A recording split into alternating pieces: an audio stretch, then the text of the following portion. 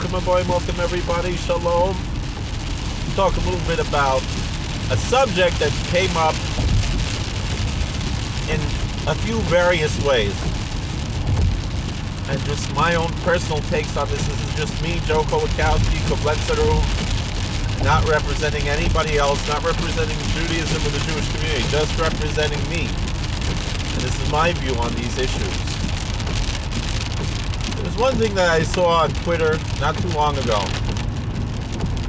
think it was yesterday or the day before. Someone was asking a question about what is one's view of something, a story or something, of any Tanakhic or Talmudic character, blah, blah, blah. I don't remember what the exact question was, but I focused in on that word Tanakhic. For those that don't know, the Hebrew Bible is often referred to with an acronym Tanakh, which stands for Torah, Nevi'im, Ketuvim, meaning the law, the prophets, and the Hagiographa, the writings. And so this individual used the term Tanakhic, and I was like, why would anybody writing in English use the word Tanakhic? Just use the word biblical. Why make up a word that doesn't exist? And I later in the conversation compared it to another nonsense, non sequitur word, Latinx.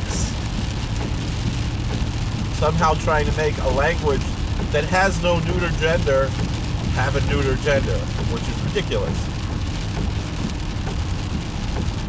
Also, everybody knows that the masculine plural is inclusive. So Latino is a term that includes both Latinos and Latinas. Or at least Latinos includes both Latinos and Latinas.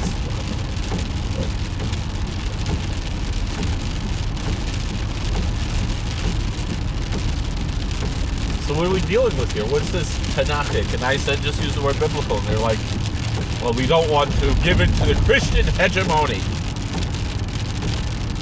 And then I said, first of all, it really isn't. You know, the word Bible is really a neutral word. And I said, if the word biblical is good enough for Sino, it's good enough for me, which is a Jewish publishing company. And it's actually an Orthodox company, despite maybe their past was a little bit more liberal. Right now, it's pretty much in line with the Judaica press, which is strictly Orthodox.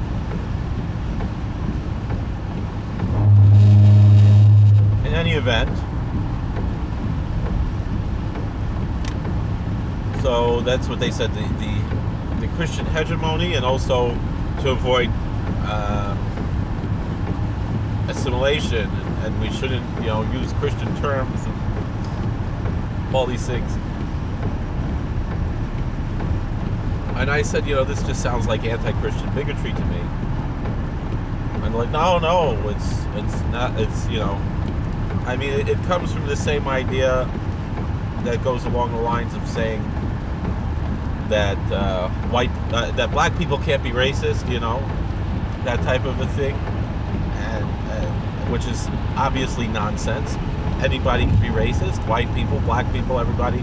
And white people, not all white people are racist, even though they're trying to brainwash us to believe that it's inherent in the white race, racism, which is, again, just say it the other way around.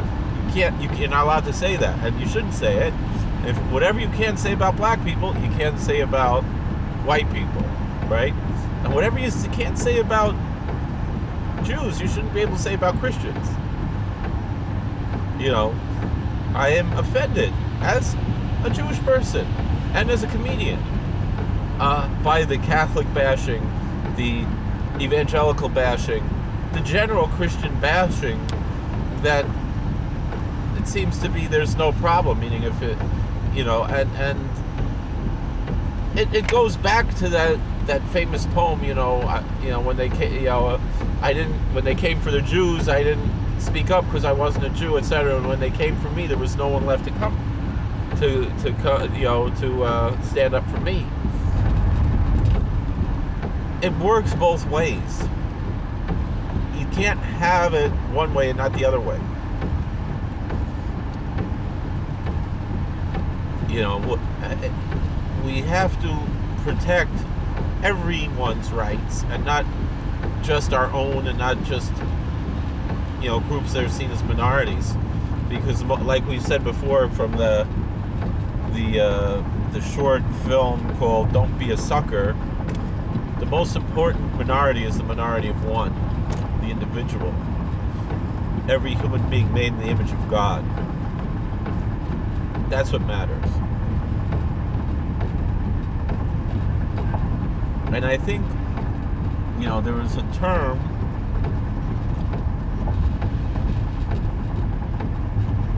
that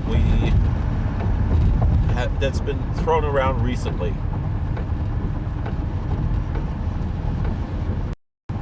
Basically, someone pointed out, again on Twitter, they said, you know, the fact that the left now is using this term that was invented by David Duke of Jewish supremacism, it should bother us. And I said, well, David Duke was a Democrat. It's like, no, he just ran as a Democrat just because of this, that. No, he was a Democrat, and the ideology of the Democratic Party is identity politics, racial essentialism, collectivism, which is the roots of the type of racism that a scoundrel like David Duke espouses. And David Duke said that this Ilhan Omar is the most important member of the Congress because she's standing up against the Zionists, right? And I'm an anti-Zionist, but I'm an anti-Zionist from a Jewish religious perspective.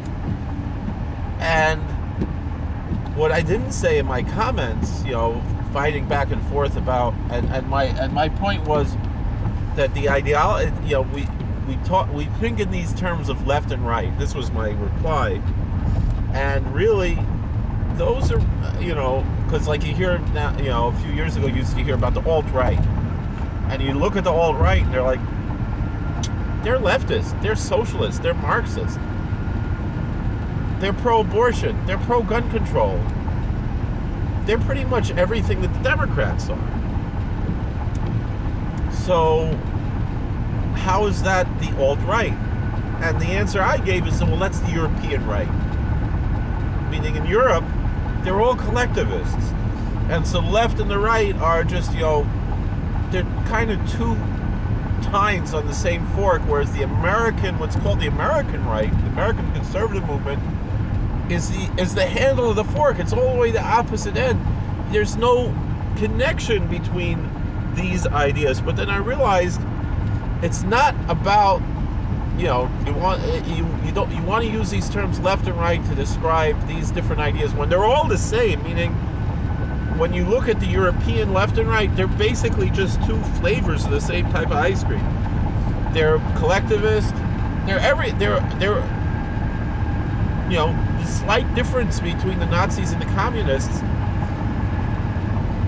is almost immeasurable. They're pretty much the same thing, just they didn't like each other because they're treading on each other's ground. They're competition, but they're just two babies fighting over what control. Whereas the American conservative ideology is the authentic liberalism and the classical liberalism, and leaning toward libertarianism to say the individual is what matters as long as you're not hurting someone else. And I saw some issues come up about libertarianism and how extreme it could go, and no, we don't want it to go to certain extremes, because those certain extremes, at least I don't want them to go to those extremes, because those extremes inevitably lead to hurting other people. And so my liberty ends at your nose, and I don't have a right to hurt somebody else. And also, I believe personally that people who take self-responsibility are able to accomplish things in a better way with liberty, even though there's responsibility there, but meaning in a libertarian society, you can choose to be Amish, you can choose to be Leif Tahor, Neturei Karta, Salafi Muslim. You can choose these things on your own and live your own life as long as you're not hurting anybody else.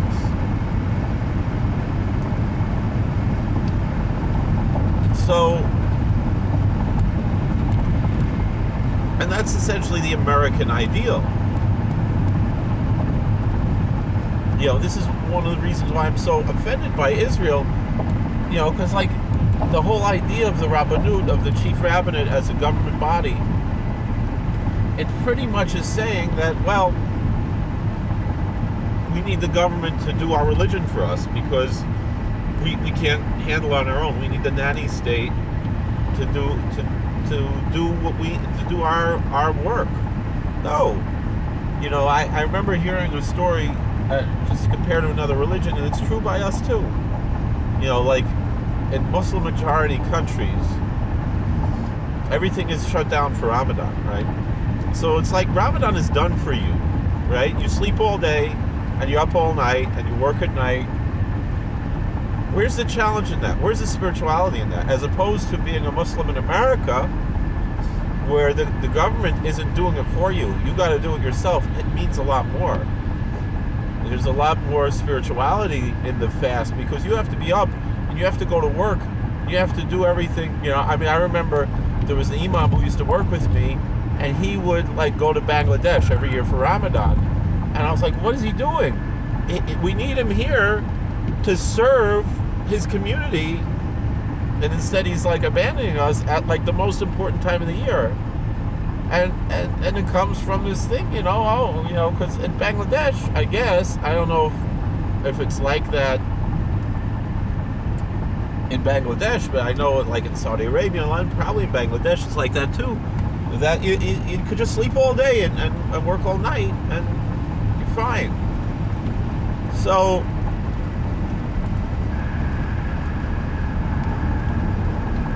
the point is that when you do these things on your own and you don't rely on the government to do it for you, it means a lot more. It's real. And it's the same not just with religion, with everything. With going to school, with going to work, with everything you do, it's a lot more real and you accomplish a lot more when you do it on your own. Anyway, and people like David Duke embrace this almost Marxist ideology, certainly socialist ideology, certainly collectivist ideology, that is identical to the ideology of the Democrat Party, of the American left.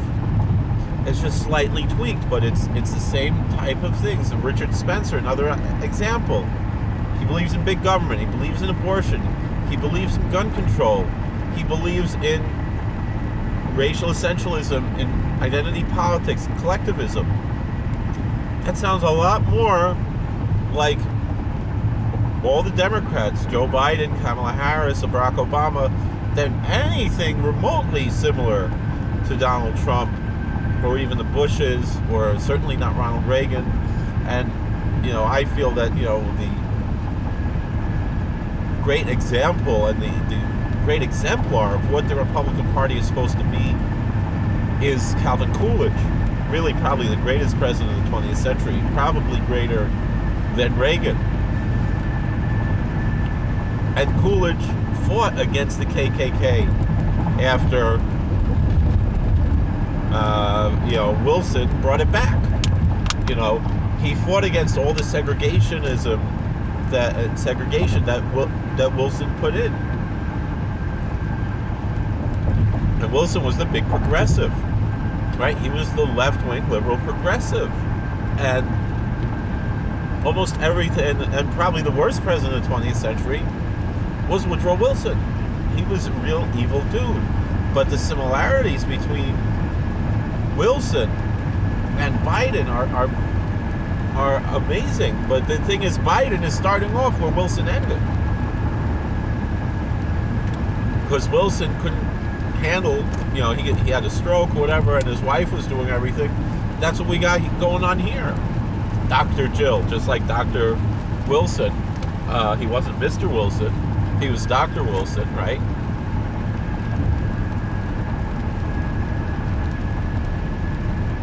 dealing with. So, but Wilson's wife took care of, his first lady, was basically the president because he couldn't do it. He had a stroke.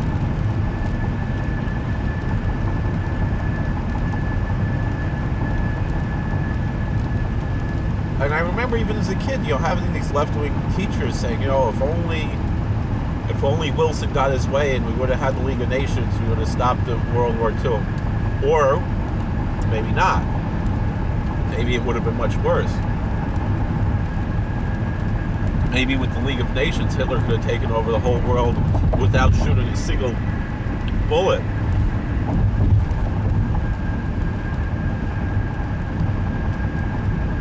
So,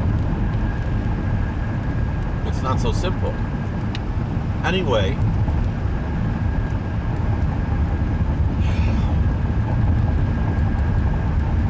this idea, though, of Jewish supremacy, Jewish supremacism. They were saying, we have to disregard this, right? In other words, they said it's offensive to suggest such a thing as Jewish supremacism. But the truth is, there are elements in the Jewish world that embrace this twisted ideology that could be labeled as Jewish supremacism.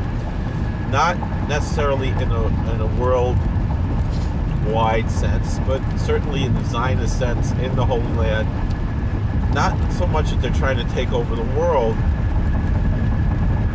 but their approach to things in the Holy Land. And I believe they come from misinterpretation of some of our sacred texts, just like what happens in other groups. The radical Islamists, they take texts from the Quran and interpret it in a violent and extremist way.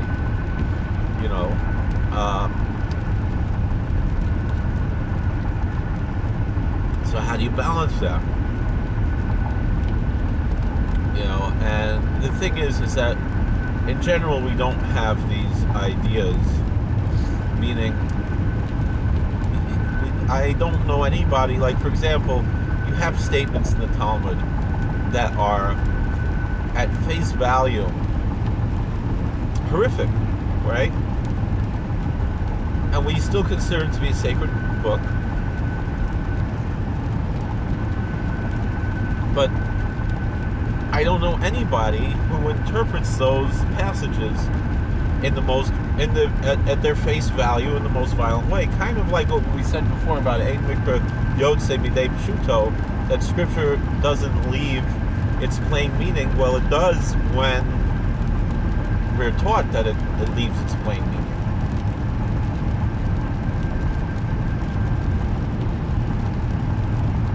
So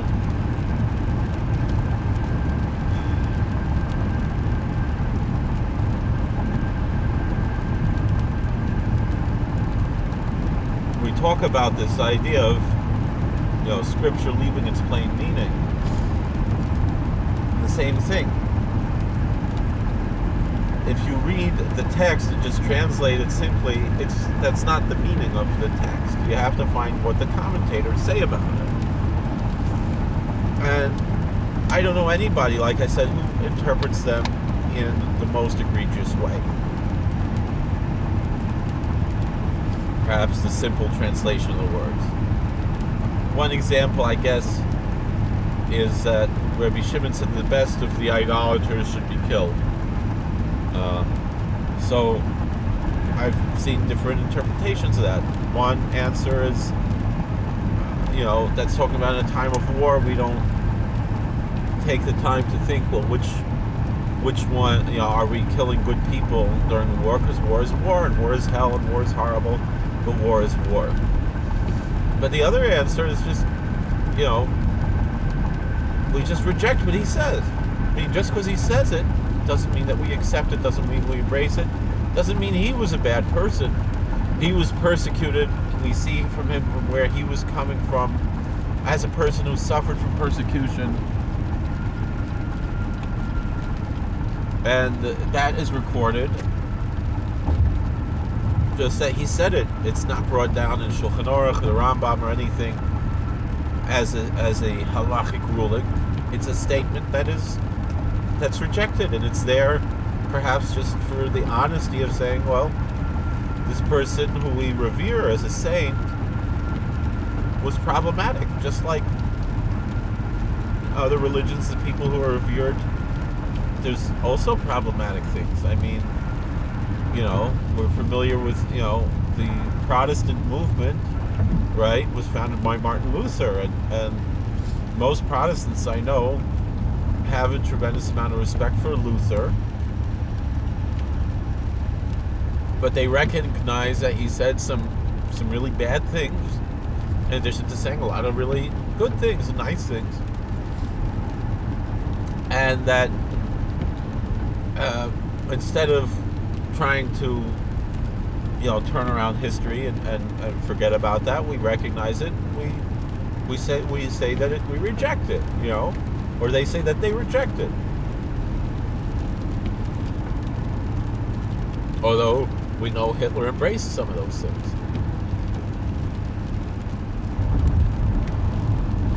And went a little further, or a lot further.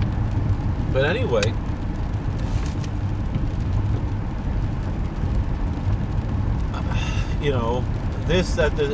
and first of all, and I said, if you want to speak Hebrew or you want to speak Yiddish, speak Hebrew or speak Yiddish.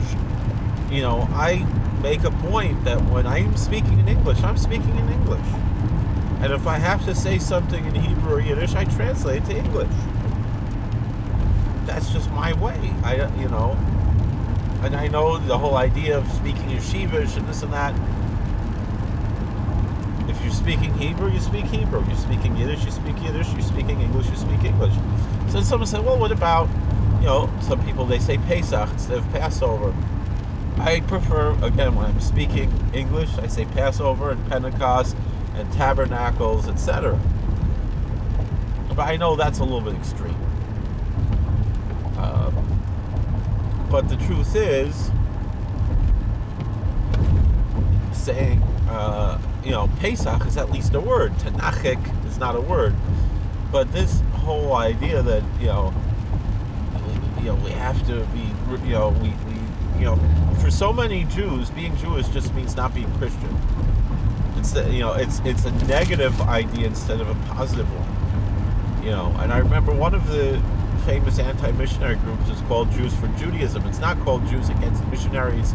It's not called Jews against Christianity. It's called Jews for Judaism. It has to be something positive, not just a negative, idea that, well, we're not Christian.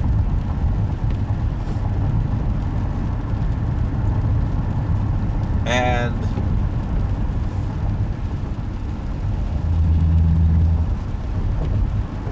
the truth is, and some of my rabbis have told me this, and I agree, and this was what I've always felt, we have a lot more in common as religious Jews with religious Christians and with religious Muslims than with people who just by, I don't want to say by accident of birth, have some kind of a Jewish identity that is heretical and antithetical to everything that the Torah stands for. We have much more in common, even the truth is, with non-Abrahamic religious people than we have with these communists and socialists and things that have, some kind of a Jewish last name or something along those lines, and were raised in this leftism. And it's a problem because a lot of those people hold themselves up to be the representatives of the Jewish community, and it really makes us look bad. But then to compact that with this very harsh anti-Christian bigotry, people like that are causing anti-Semitism. I'm not saying this to blame the victim. I'm saying this to say to stop it already. we can agree to disagree with Christians and Muslims and Buddhists and everybody else and just live our lives in, the way that we live our lives. And that's it. We don't have to be everything, to be antagonistic to other people.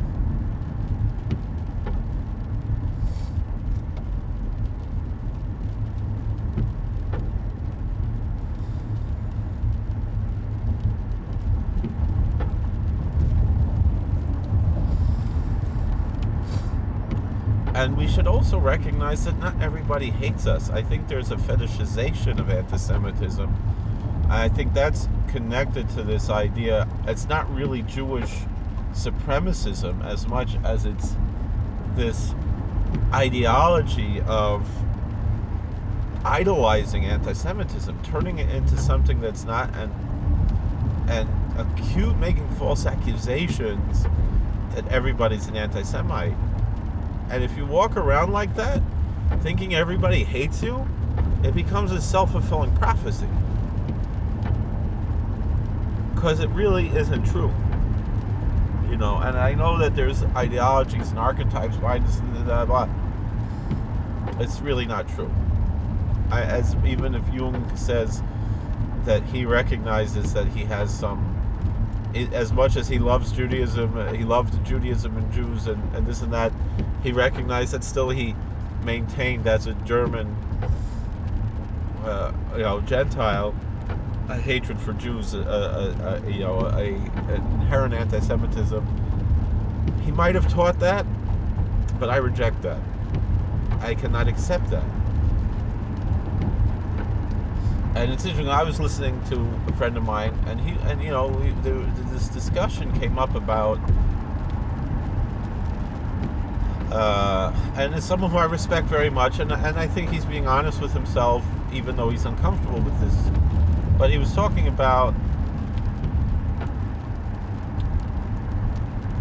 this whole question of reparations, and he's a great professor, and he was asked to speak in Berlin, and he said, "How could I?" He said, "I'm going to go to Berlin. What are you talking about? What would you go to the home of someone who murdered your mother or your brother or this and that?" I'm like, there's no way I'm stepping foot in Germany. And they couldn't understand that. And he said for that reason, he understands where the descendants of formerly enslaved people are seeking reparations and also are having a hard time forgiving and forgetting. But the truth of the matter is, my ancestors didn't own slaves in America. Where's this coming from?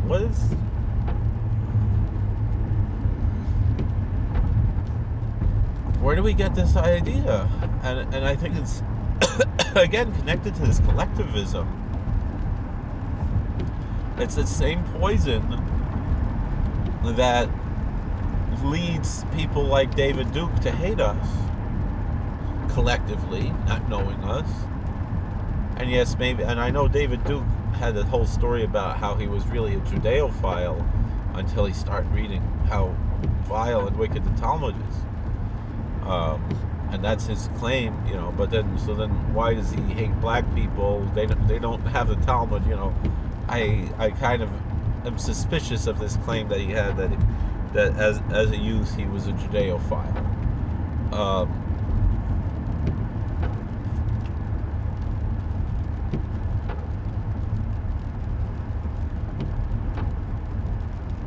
But maybe, and again, this is just me. I think we have to figure out a way to approach these issues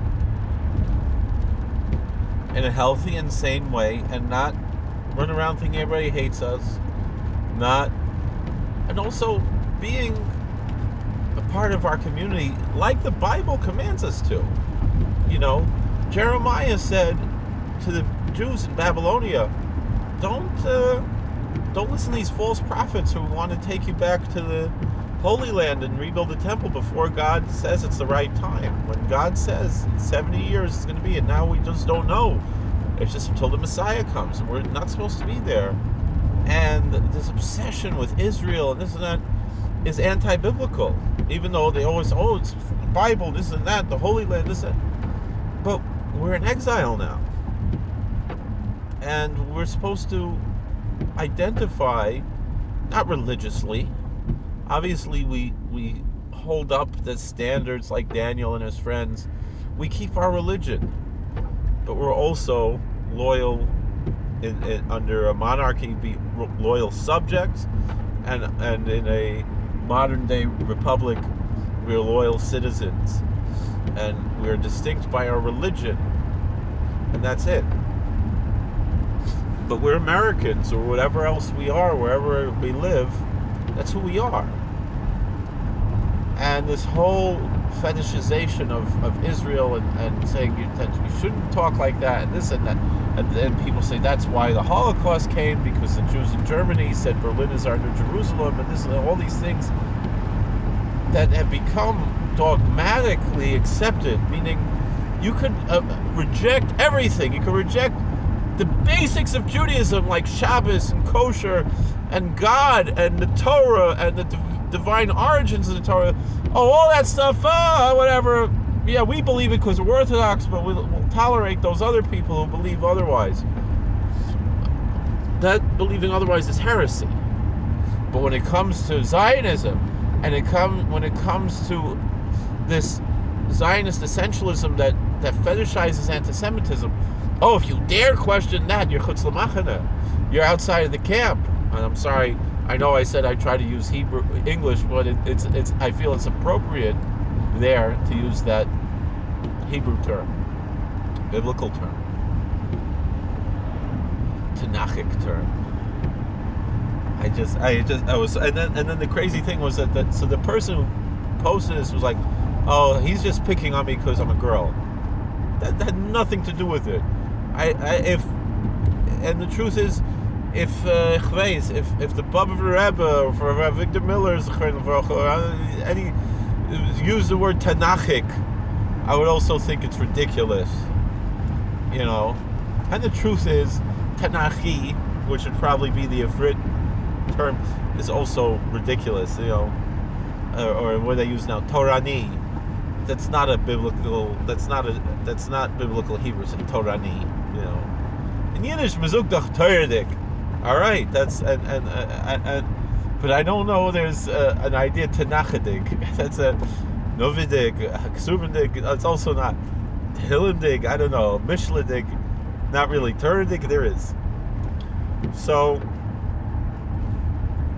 the question is, how do we escape this?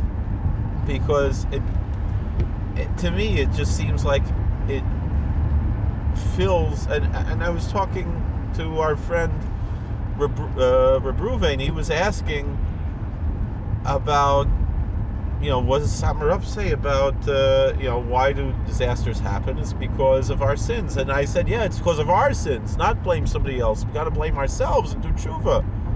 Absolutely. And like I said, the Rambam says that it's cruel to think that things just happen by accident. But the way to approach it, instead of being self-righteous and blaming the other person, is by taking responsibility for yourself.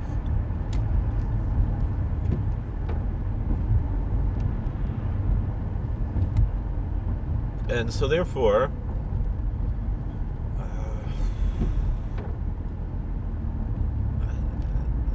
I think we do have to recognize within ourselves this sin of something along the lines of what both the Democrats and David Duke, who's a Democrat, call Jewish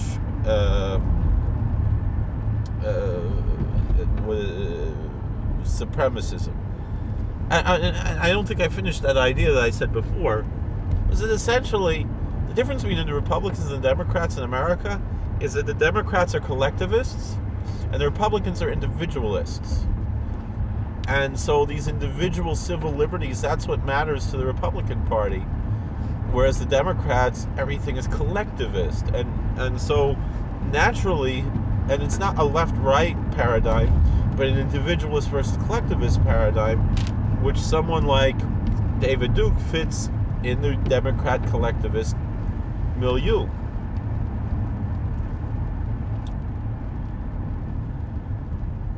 And really nothing to do with the individualist, Lincolnian and Coolidgean and Reaganite approach of the value of the individual, of don't be a sucker. The most important minority is the minority of one. And yes, Judaism is a collectivist religion. We do recognize Chol Yisrael Arevim Zelazeh, but I think that all of Israel is responsible for one another. But I think sometimes we take that a little too far. We have to look to a certain degree at the individual, because every individual is made Tzelem Elokim, in the image of God. There's only one God. And so there's the idea, B'shvili Nivra Olam, that the whole world was made for me, for one person, because God made the whole world for one person, for Adam. And with that being said, that means we take personal responsibility. Like I mentioned in the comment to our friend Reb Ruvain, Reb Melech, Schusig Elenu, Heilige Tzaddik Reb Melech, he would clap al chet, right, for the sins that other people did. And it wasn't, it's nicht gewesen kein Spiel, this wasn't a game. He was taking personal responsibility for Yenim, for the other person. And that's how we really should approach this world that we're in, of self-responsibility, self-control, self-governance. Not looking at the next person, but looking at ourselves